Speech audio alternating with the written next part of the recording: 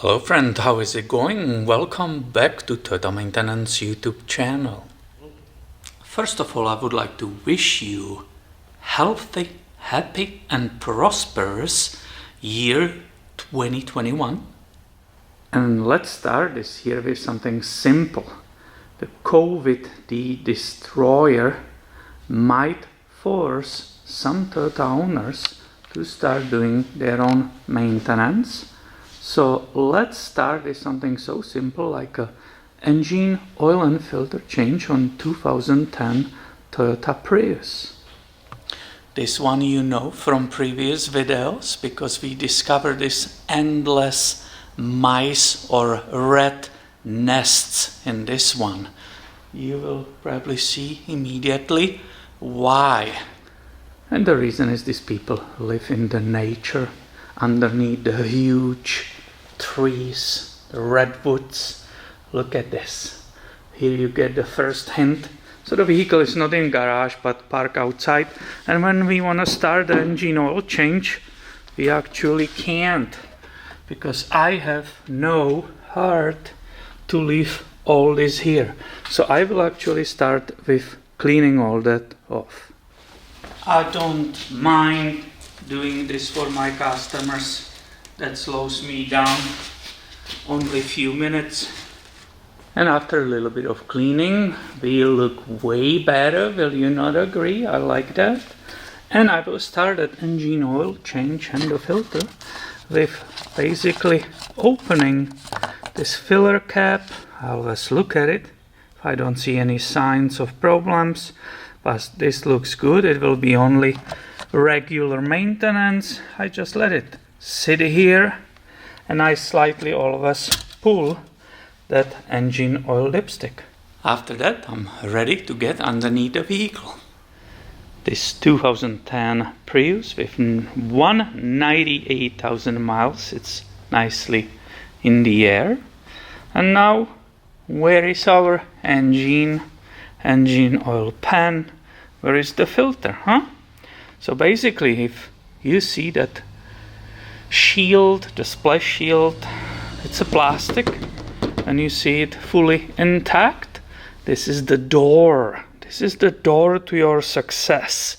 So this needs to be disconnected here, here, here, and then I will be able to flip it towards the front of the vehicle. This is of course time consuming, it's annoying, so I will give you a little secret. What I saw in the past, some people, either owners or even some techs, when nobody was watching them, they will use the utility knife. There's a nice line here where it goes forward. They will basically chop it off. This part will be missing, but the rest of the shield will be nicely there, and you don't waste the time with flipping this around. This is aftermarket shield.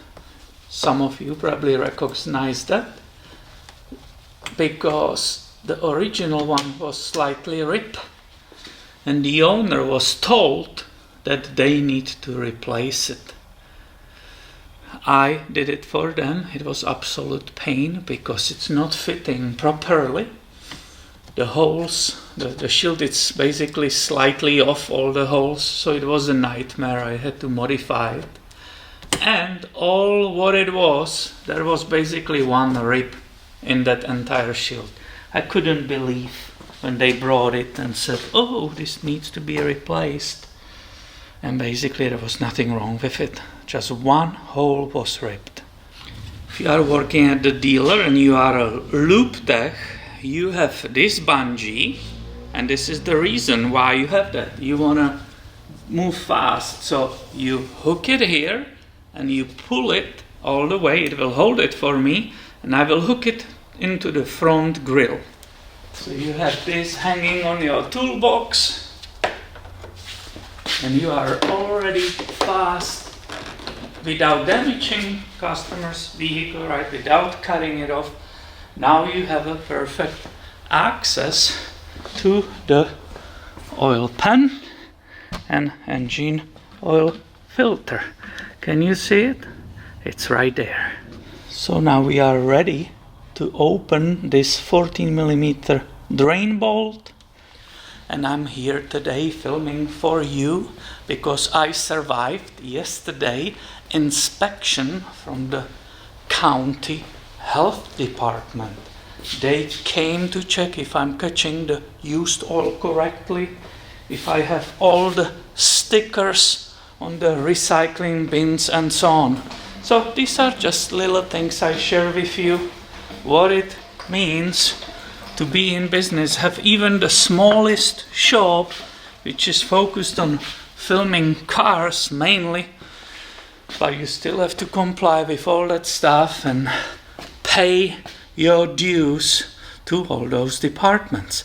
Let's continue with our oil change. So I have here my 14mm socket, a 3/8 long ratchet to make it easy on me, and I will be cracking open this bolt. Now that was pretty light. Did you see that? Normally it's tight more. I can see that I'm not the one who serviced this because there is aftermarket washer on that drain plug. I will show you the detail in just a second. First I'm going to bring this catching oil pan higher. I don't want to have the splash all over me or the floor or whatever. Now I can start undoing it, and you will see it's basically one of those oil stops washer. It has that slightly like a golden color, and there will be a rubber gasket in the center, but the bolt is actually a little bit hard to turn, the drain bolt, drain plug. So I will bring back the ratchet, this time smaller, and then I'm glad I can show you all these details because that's the real world. Normally, oh yeah, it wiggles there kind of weirdly. I hope actually it's not stripped because it was so easy to crack it open. Look at it, it's all the way out and it still has some problem. That's that washer. We will look at it in the detail. If you are doing this first time, it's first time for you, observe that washer which is still sticking to the pan. So that needs to be replaced. And I consider this great design because you can immediately continue working on the oil filter. So this is the housing. I will reposition my catching pan, but you don't have to wait until this will be done. Even the medium-sized catching pan can catch both of them. So you need the special filter wrench. Please don't use like a channel lock pliers.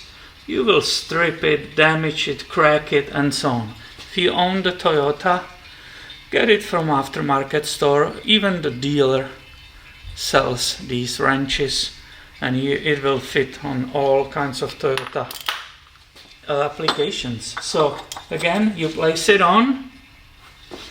I actually put it in correct grooves, and hopefully, oh yeah, this tech did this very little torque, and also here is very little torque, which is good because it wasn't leaking and it's easy to remove. It's always a problem for us when somebody goes crazy, either on the drain plug or on this housing. Right now, as you can see, I can continue with my hand and I will crack it almost all the way out and start releasing that oil which is in that housing. You can see it flowing nicely out. And while it is still draining, we can look on the new filter and the new gasket.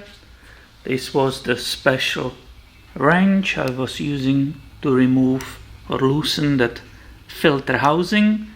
This will be that blue crush washer. I buy it in the sets of 10. You can see the bags and the numbers. And here are the tools I use to remove the fasteners on that splash shield.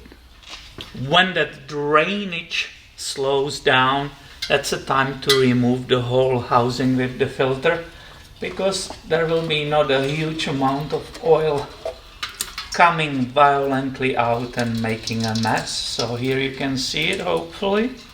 This is what comes out, and we will be removing that oil filter. Boom, you just saw it, and replacing this green rubber o-ring. Here you can see it nicely all in the table. So I will just always wipe it clean.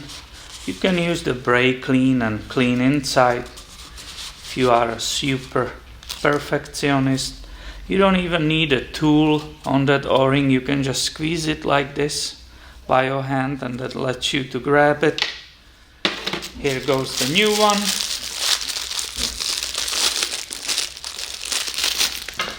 That's weird noise, huh? So watch out for the groove. You don't want to put it all the way here. That will be a mistake. It has its own groove.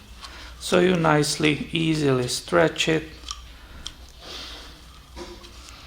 And you can install, always lube it so it's not being pinched when it comes back. Here comes the new filter. It doesn't matter which way you put it there. And this is ready for install. And there are many reasons why actually do it yourself. One of them might be you need to save money, or you don't trust the places.